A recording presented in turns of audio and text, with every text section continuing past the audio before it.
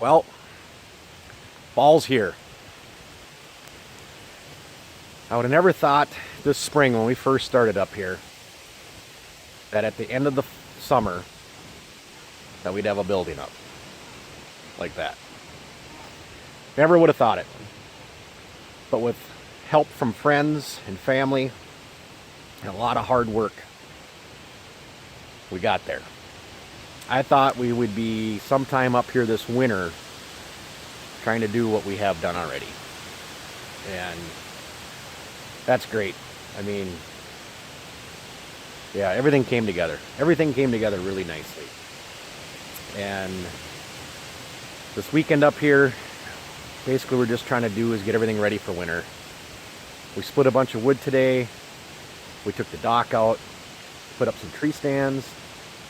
My brother came up, my dad came up, and helped us out for the day. And that was nice. It put us about a day ahead. I thought we'd be doing some of this stuff tomorrow. And the dock went really well with the extra help. And yeah, just really went good. Everything went good. We got our new camper up here.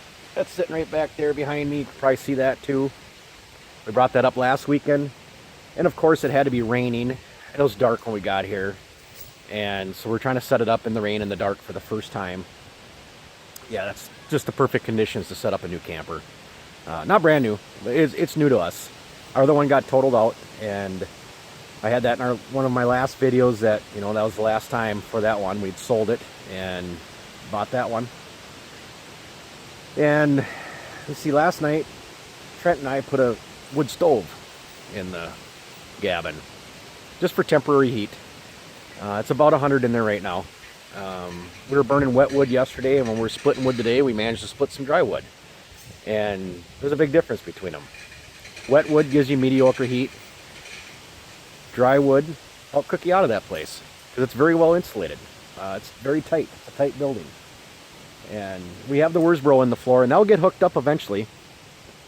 But just couldn't happen this year. We need to get power brought in yet, and we got to buy a boiler for it. We got to have a propane tank set. It's just a lot of things. And we want to be able to come up here this winter and use it a couple times. And you can find a wood stove on every street corner. And you buy some pipe, stick it in, and boom, it's done. I mean, I think it took us an hour and a half. Cut the hole through the wall, run the chimney, run everything. And, we have under $500 into everything. And to do the boiler, it's going to be a lot. I think it's minimum of $2,000 just for most of the parts. So a lot of money. But the biggest thing we have to have is we have to have power. And we haven't had the power brought in yet. We run off a generator, or we run off of batteries. That's our source of power right now. And until next year, that's what it's going to be. And then we'll get the power brought in. And power's expensive too. Everything's expensive. We're looking at a power bill to get the power ran into the corner of our lot, $1,800, somewhere around there. So, whatever. Yeah, I mean, that's what happens when you're building a place. And power's close, hopefully, but they can't give me an answer on that. That's a whole nother. I could do a whole video on the conversations I've had with the power company. But I'll save you the boredom of that one, because it's not very exciting. So I'm just going to walk up, kind of show you the camper a little bit. You've seen plenty of the cabin, but we'll probably walk through there so I can show you the wood stove, because it's pretty cool. And I don't know, I was kind of fascinated coming outside and keep looking at the smoke come out of the chimney. I don't know why. It's kind of neat. But yeah, it's hot in there. It wasn't very hot earlier, but I just walked in there a little bit ago, and Trenton's like, "Oh, I did was put a couple pieces of dry wood in there," and yeah, it's 100 in there. So, well, let's wander around and see how the place is looking now. And we're kind of closing it down for the year. Maybe one or two trips up here in the winter.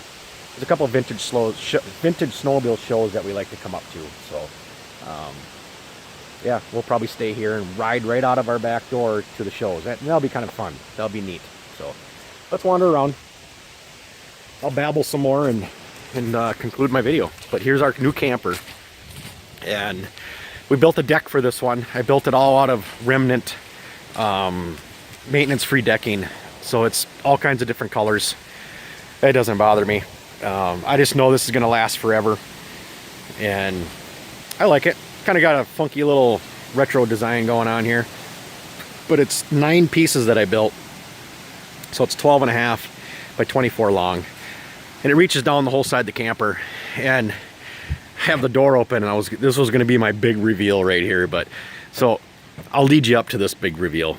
Is, you know how the wife has her spot in the house, you know, her favorite spot, you know, or whatever it might be. And a lot of times if your wife has a really nice kitchen, that's her favorite thing. It's, oh, look at my kitchen. She brings company over, and oh, look at my nice kitchen that I have and stuff. I got this fancy stove, and I got this fancy sink, you know, and my countertops and stuff. They'll brag up their kitchen. Well, on this camper here, the one thing I can brag up on is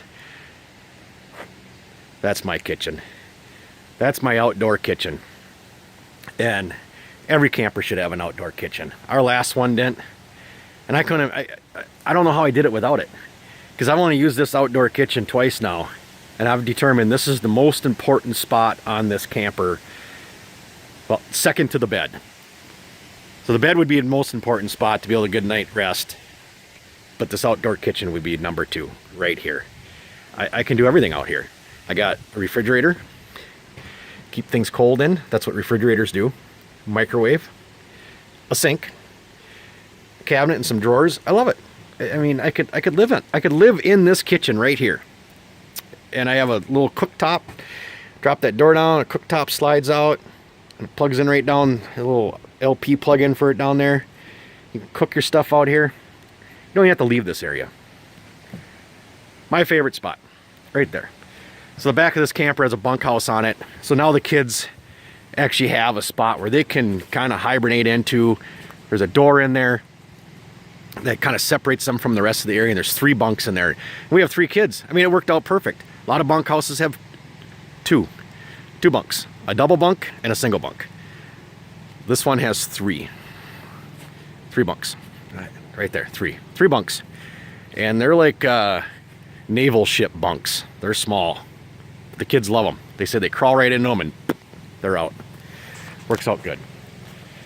So here's where we put our septic system again from our old site down over there. It was at the bottom of the hill where the old camper used to sit, kind of where the trailer's sitting right over there. So we moved it up. Trenton dug it up, moved it up to here, buried it back in the ground again.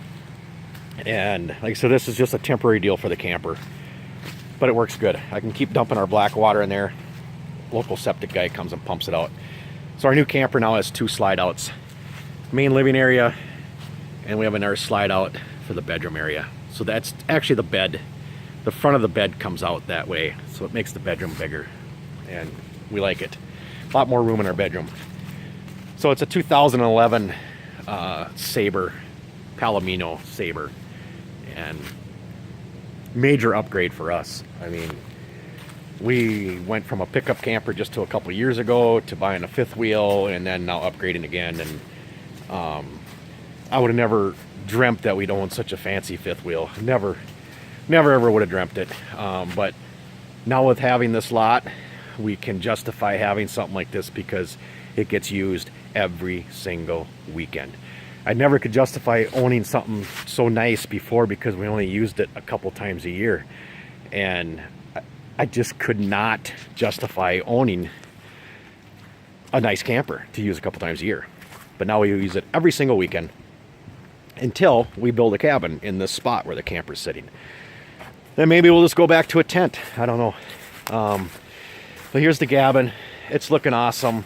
Like I said, it's all closed in. You can see, look at the ground. You can't even tell there's grass here now. The leaves, the aspen trees, the leaves have been just pouring off from the last couple days. And this is that new site that we made for my parents. Nice level site now for their motorhome. The last video I did, we were working on this dirt work, and we're working on this area, and we're working on our driveway. We brought our driveway up another 6 to 8 inches right in this area, and brought this whole area to try and ease it's a pretty good climb into the cabin right there up this slope, but we brought this whole area up down here quite a bit. So here's a look down the driveway. In one of my first videos, it's just crazy to look back and think we were camping in the middle of the driveway down there because we couldn't get all the way up here. And now look at where we're at. We're all the way up here, and we have a building to go into in the matter of 4 months. I can't remember exactly, but it's something like that. But let's take a walk inside. We got company coming. I can hear the dirt bike coming. There's Trenton relaxing. He's sitting here in front of the wood stove. He had a pretty raging fire going in there, but God, if your TV could sense temperature right now, you'd feel how hot it is in here. I ain't gonna stand in here long, I don't think. But look at all the wood we split today. And then we got a big pile out by the splitter. And I'll have to do another video on my splitter. It's a custom by Klein splitter for sure, and it's an old splitter I got from my grandfather. And then I did some serious modifying. It's like a mini wood processor now. He'd be proud. He'd be proud big time. But we'll do a video this winter when we're up here, staying up here for the snowmobile or something. We'll do some wood splitting and I'll do a video for it. So, but that's it for now. It's been a great year. I appreciate everybody that's been following my videos. And if you got any comments on anything, feel free. Comment. I respond to everyone. I read them. I enjoy them. Thanks, guys. Thanks for watching. Please sub.